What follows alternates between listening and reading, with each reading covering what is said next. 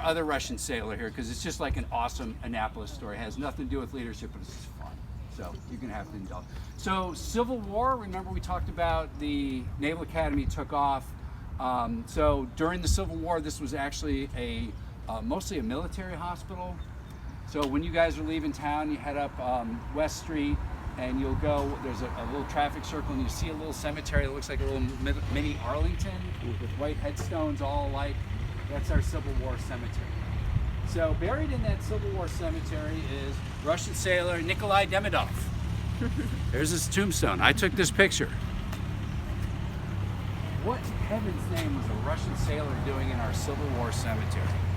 So during the Civil War, Russian sailors on a couple of ships were in the area. They were trying to get to actually Washington, D.C., but the Potomac was kind of iced over, so they kind of anchored out in the Annapolis City dock area, and we're a little bored.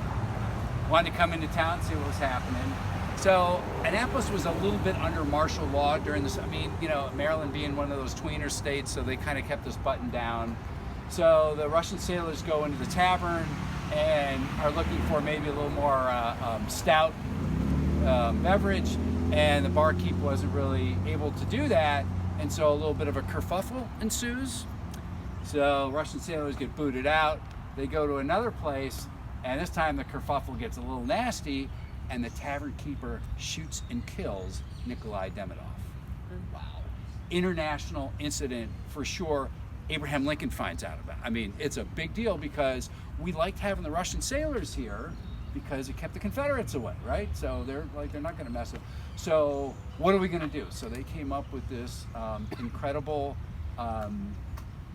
process to honor Nikolai Demidov. So there's a big ceremony for him at the then Navy Chapel. So Russian Orthodox service. All kinds of all the sailors were there. And then there's a big procession from here to that cemetery where he's buried. So the other cool thing, I was telling one of your colleagues earlier that in addition to Nikolai Demidov being here, one of his mates, who a Russian sailor here, was the famous Russian composer Nikolai Rimsky-Korsakov, so who was also here.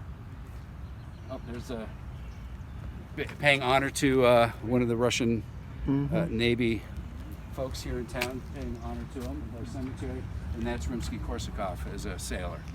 So those are our two Russian sailors buried in Annapolis. So next time you're on Jeopardy and you you're playing some kind of trivia game, but it's just kind of fun.